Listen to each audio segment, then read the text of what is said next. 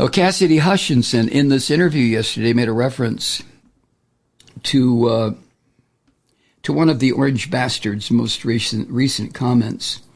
Hutchinson said this, quote, "The fact that he feels that he needs to lean into being a dictator alone shows that he is a weak and feeble man."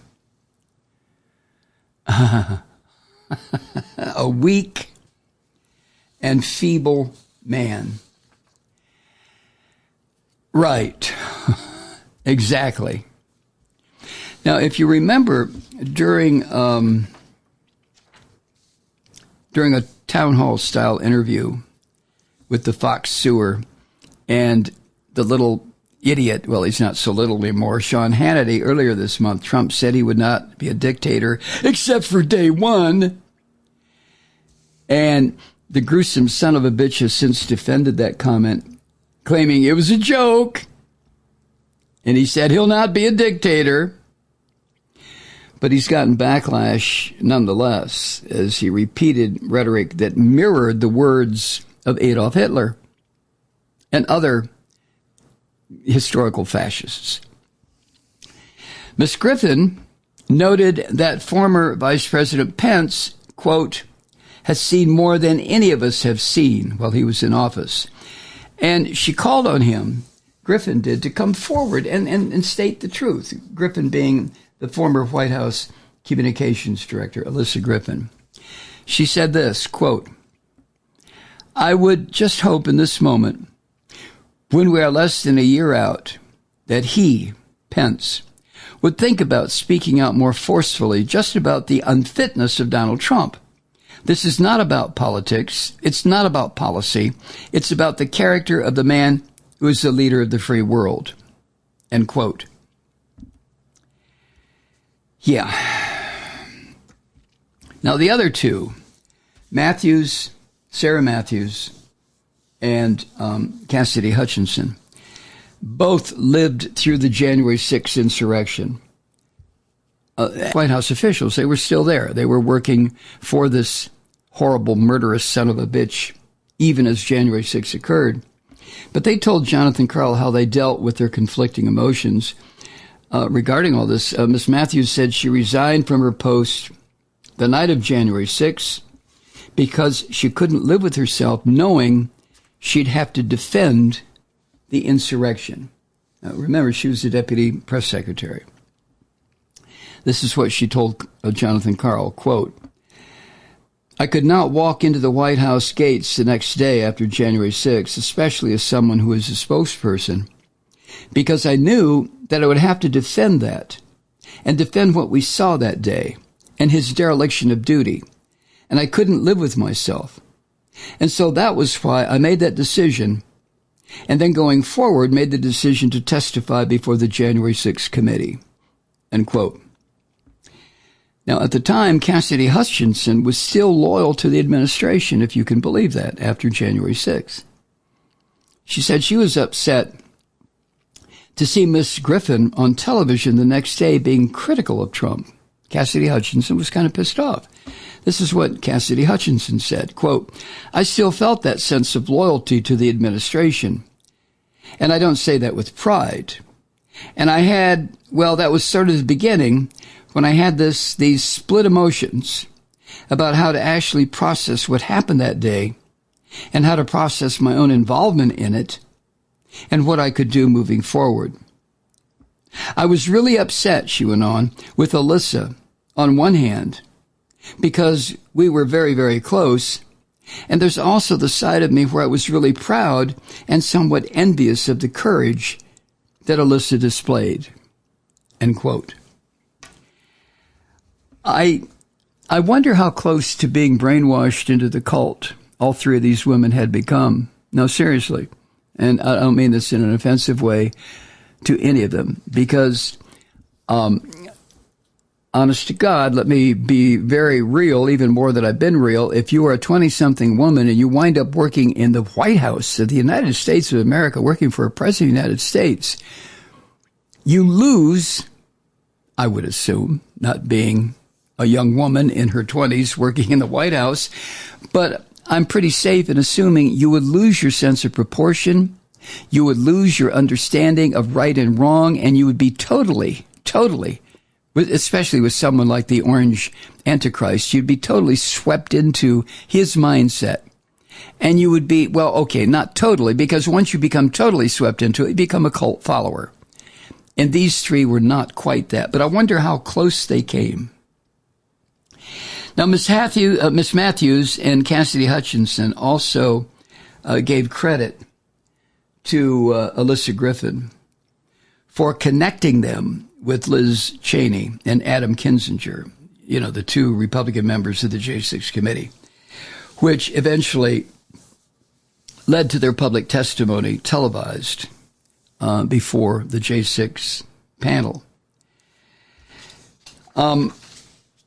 Matthews recalled of her initial meeting with Cheney and Griffin in what she called a little basement office on Capitol Hill. She said it was all very secretive. We sat there for probably 4 or 5 hours or something.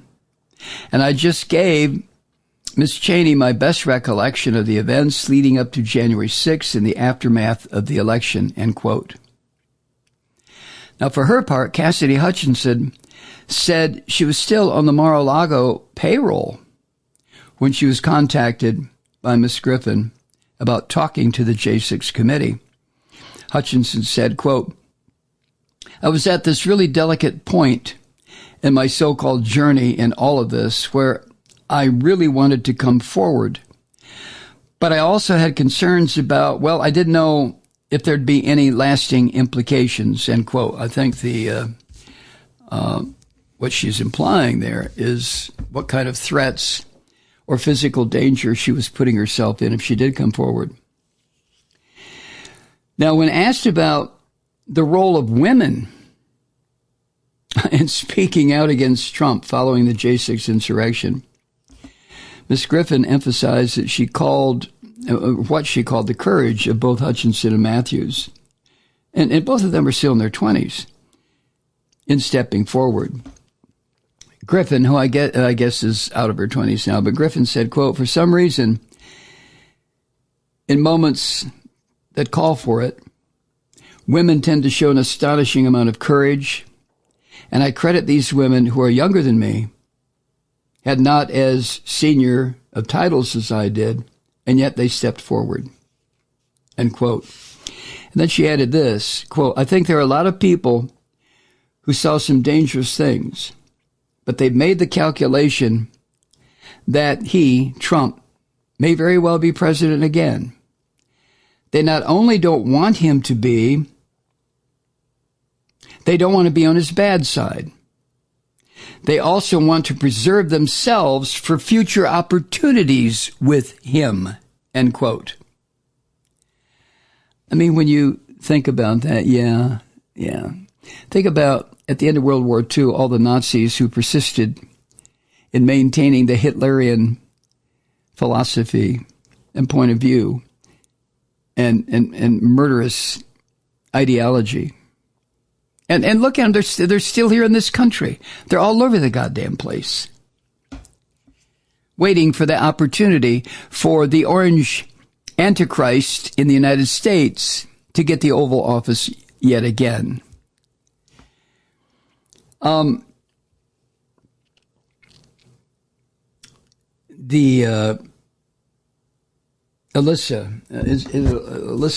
that I was quoting, Alyssa Griffin, she went on to say this, quote, for me, it fundamentally came down to, I want to be able to look my future kids in the eye and say that when history called for it, I did the right thing and I had the courage to do it. That matters to me more than any future, job or power structure that might exist if he's president again. Now, I just feel compelled to say again that if you missed that interview on This Week on ABC on Sunday, if you missed the interview, you can certainly find it, and I wish you would, to see three so typically young white American, upscale, whatever word you want to use, women, well-educated. All three come from families that are well-placed in the social hierarchy in their own town or city or whatever. Women who, taken a certain way, could epitomize the so-called Karen. You know what I mean by that? And yet these were the women, these three young women, who somehow found the courage of what's the word I'm looking for? The moral imperative inside themselves, the decency, to step out of the cult, even if they weren't completely in it, to step out of that and say, listen, this is what happened. This is what I saw. And if it happens again, it's going to be the end of democracy. That's one thing all three of these women tried to make crystal clear in this interview with Jonathan Karl. And as far as I'm concerned, they succeeded, although other people have said the same thing. And I've come to the conclusion also. But they kept making the point that if this orange monster is elected again, if he gets the White House again, then this democratic republic is finished. It's over. And the high-level Nazis around him have made it very clear that that is exactly what's going to happen. Trump himself has made it very clear. He is going to use every single one of the government cabinet posts that he can get his filthy hands on to twist and destroy what their intent should be and turn them into investigative bodies that will utterly and absolutely destroy everything in this country that we're still striving to try to make come true. So what's the choice going to be? I mean, seriously, what's the choice going to be for us? Hi, Truth Seekers. Mike Malloy here. You know, the Progressive Voices Network brings you commercial-free commentary from today's leading progressive radio hosts and pundits, like me, Mike Malloy, 24 hours a day. I'm not your typical old guy from the 80s or the 90s talk radio host, and Progressive Voices is not your typical talk radio network. It's a listener-supported nonprofit with no corporate control whatsoever over our broadcast. So hosts like me, Mike Malloy, are free to rant and scream and carry on about whatever we like. We're often controversial, but we're never boring. Weeknights, 9 p.m. in the East, 6 p.m. in the West on the Progressive Voices Network. Always progressive, always on. I'm Mike Malloy. Keep it lit.